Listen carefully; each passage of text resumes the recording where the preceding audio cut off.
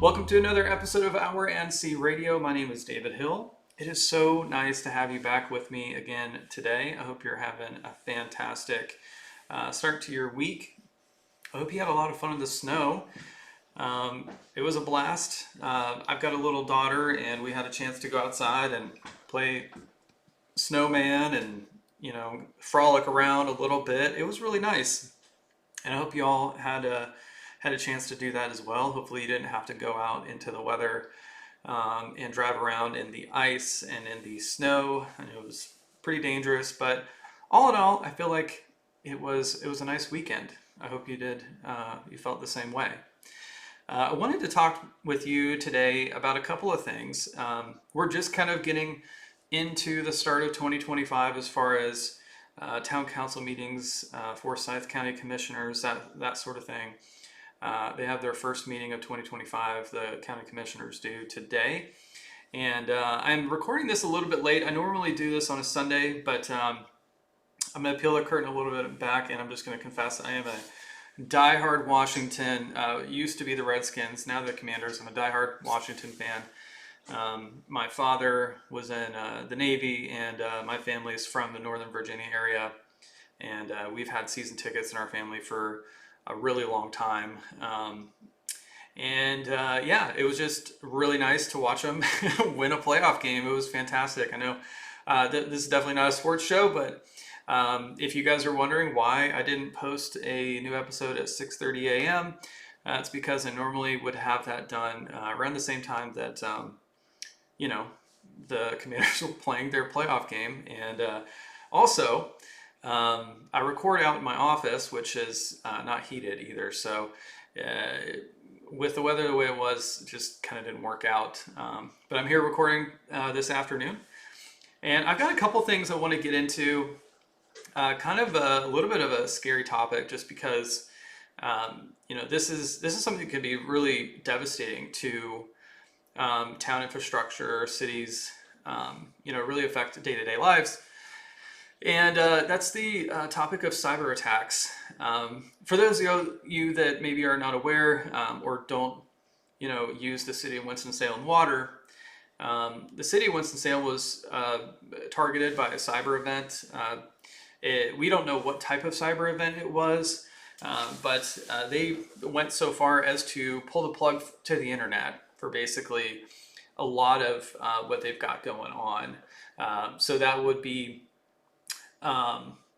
like payment taking, financial, HR, utilities, that sort of thing. Those are all offline now. Also, internal servers and applications like CityLink are not available. So it affects a lot of people in Forsyth County, so I had to talk about it. Cyber attacks are nothing new, and unfortunately nothing new to North Carolina as well.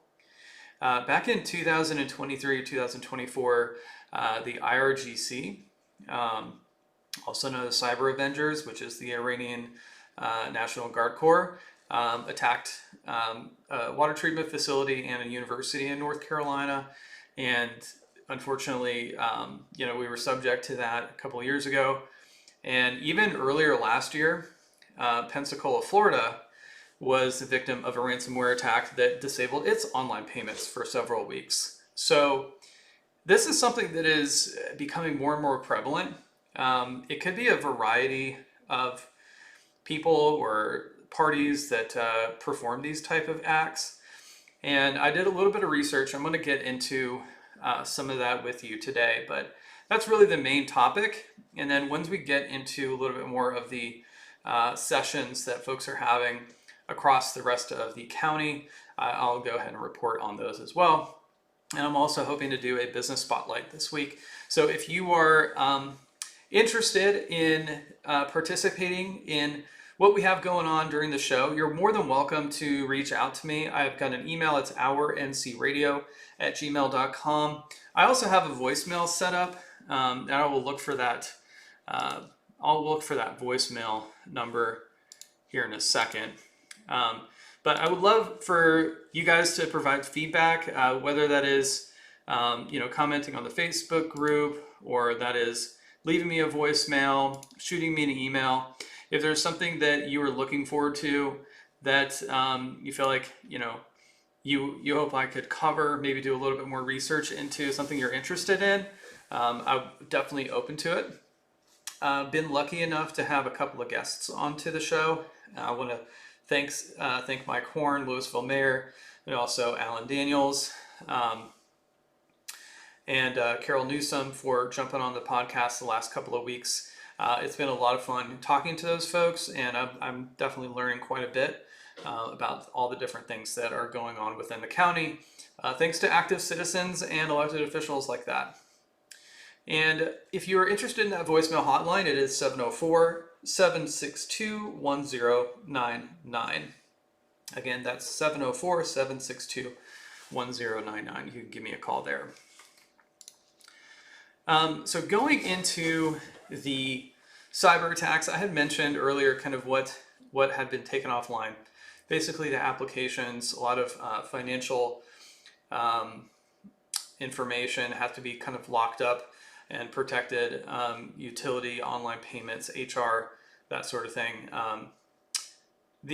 From what I've done as far as my research is concerned, depending on what type of attack it is, which they're not really letting a whole lot on, just for security reasons, which makes a ton of sense. It could be something that spreads pretty easily. It could go to computers within a certain network. It could transfer from, something very innocuous to be something completely devastating. And just the fact that we detected this does not necessarily mean that it is, what the perpetrators wanted or did not want. Doesn't mean that they didn't get what they want. It just means, or that they did get what they want. It just means that we had detected something that was not supposed to be there. And this is brought in to the city of Winston-Salem, help from the National Guard, the North Carolina Local Government Information System Association Strike Team, Department of Emergency Management, the FBI, Secret Service, Homeland Security, Cybersecurity and Infrastructure Security Council. So this is not a minor issue. This is a pretty big event, and the city of Winston-Salem cannot take any payments, so you have to go down to South City Hall in downtown Winston and pay your water bill in cash or on check. And they have a little booklet, because I went and I did this the other day. I went and had a little booklet that you would be basically just attaching your payments to. Luckily, there's no late payments, and so if you haven't had a chance to go down and do that because of the online payments being down, they're not going to cut your service off, and they're not going to collect late fees. So that's at least one positive. And also, everything's running smoothly as far as facilities are concerned. We still get our water. Utilities are not getting shut off. It's just some of these online components that are being affected, at least for now. You can also access CityLink via text to 855-481-LINK. And that can be, you can text something about like maybe missing garbage, recycling collections, stolen or recycled dead animals, stolen garbage cans, that kind of thing. So I'm interested to hear kind of what they come up with their initial investigation, but from what I understand is these type of cyber attacks can be directly done by a foreign adversary, something like the IRGC. Could also be done by somebody that is a lone wolf, total lone wolf, maybe somebody that used to work for the city, used to work for government, and decides to kind of go rogue and perform something like this. Could be a terrorist organization, could be a cyber criminal. Kind of holding the term ransomware is basically like you're infecting and you're taking over certain parts of a network, so you hold them ransom. Probably one of the biggest ones was the Colonial Pipeline that was shut down, and there was like millions of dollars of Bitcoin that was like demanded to be, deposited to allow it to go back online, which is kind of wild to think about. Could also be foreign governments. The IRGC, Iranian backed. It could also, Russian hackers, that kind of thing. That unfortunately, that is not something that is completely abnormal. It happens. I was looking at a report, and this is kind of where I found out about the IRGC attack on water treatment facilities. I found out that there was also some Russian hacks that had happened, and also Chinese. And this is going over the past couple of years. There's dozens of instances across the states, and so now that it comes home, it's kind of wild that this is happening now. I don't know what we could all do to prevent it, other than some of the very standard, common sense precautionary stuff. Don't open weird emails. Sounds about normal. Don't open suspicious links, things like this. Now, I don't know how it happened in the city of Winston-Salem, but it's just good to know, because a lot of this kind of stuff is going on there, out there. Just be very cautious about the things you interact with online. I'll put it to you that way. Unfortunately, not only the city of Winston-Salem was affected, but Winston-Salem, Forsyth County Schools has also been affected. There's a program called PowerSchool. It's a mandated software program mandated by North Carolina to be used by Winston-Salem, Forsyth County Schools. And it houses student data and staff data. And that company was subject to another cyber event. That's all they say. Believe it or not, Flow Automotive in September was also under attack. And the reason I know that, because it didn't really go reported, the reason I know that is because I got a letter from Flow saying, because I worked for them at one time, I got a letter saying that they had a cyber event and we're signing you up for, basically like a credit monitoring service. That's what they're going to do, because via cyber attack, a lot of employee information and financial information was potentially leaked out, and that's really scary, because car dealerships have everything that they would ever need. So if a criminal got your information, it means that they probably have your social, your birthday, maybe even photocopies of your driver's license, that sort of thing. Pretty scary stuff. And so the fact that we've got Flow in September, City of Winston-Salem the end of December, and also PowerSchool, which is housing data for Winston-Salem, Forsyth County Schools, it just all in a row like this is a really wild thing to happen. Really wild. So I'm going to be monitoring this story as we kind of continue to move along, but it is something that I really feel like could be reported on a little bit more. As soon as some of this stuff kind of comes to fruition, as far as like getting these things resolved, I'll be coming back on and talking with y'all about those as well. The reason I mentioned that Pensacola, Florida story first is because that is like the closest thing I could find to a city government being affected in a similar way. And in that case, the Pensacola case, essentially it was ransomware, disabled online payments. And I don't know, it didn't mention, the article I read didn't mention who did it, who was kind of the culprit behind it, but it was a multi-week process. Now, the city of Winston-Salem, the event started on the 26th, so it's already been over 2 weeks for that event. It could go on for another couple of days, could be going on for another couple of weeks. I don't know. But one interesting thing that was mentioned is that, and this was just recently, this is just a couple of days ago, the city of Winston-Salem did their council meeting. They are deciding to rebuild physical servers in their applications. So they have backup data.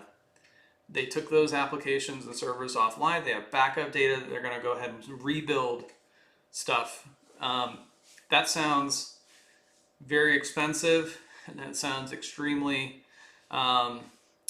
detrimental. It doesn't seem like it's going to be a kind of turn the light switch back on kind of thing.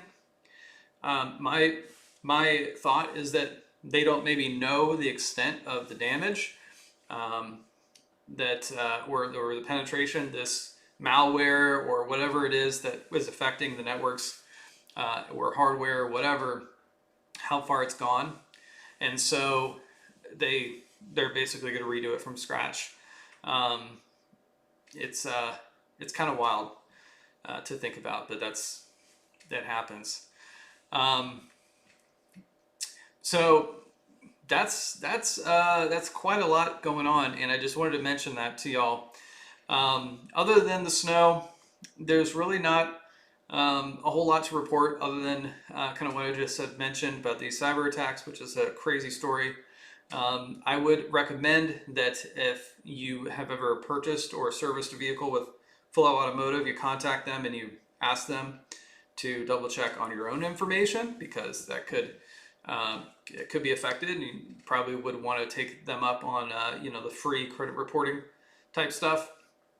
Also, if you have any intimate knowledge of if you have a cybersecurity background or an information security background, and you want to talk a little bit more about these type of things, if you've personally gone through something like this with your company, and you have a little bit more intimate knowledge on how these type of things happen, please contact me, let me know. I just know from doing some training from other companies I've worked with that a lot of it is common sense type stuff, but I mean, I'm sure I'm not the only one that gets email after email, text after text, WhatsApp message from folks that I have no idea who they are, right? I don't think this is going away either. I think this might end up being just a part of our, everyday existence, and it might just have to be something we put up with. And I hope that before too long we have the countermeasures in place to be able to prevent some of these things. But a lot of it is just kind of relying on human error. Hoping that somebody clicks something they're not supposed to, open an email like they're not supposed to, and all of a sudden there's a backdoor into all types of different information. So be wary, be on the lookout. And again, this next week I'm going to be featuring a small business here locally on the show. And if you own a business or you know of a business that you would like me to highlight, let me know, because I'm very interested in speaking to some of them as well. And again, if you have any comments, questions, feel free to leave me a voicemail. Feel free to shoot me an email, ourncradio@gmail.com. And that is it for Monday the 13th, 2025. I hope you all have a great rest of your week. Stay warm out there, stay safe, and don't mess with funny emails. Bye-bye.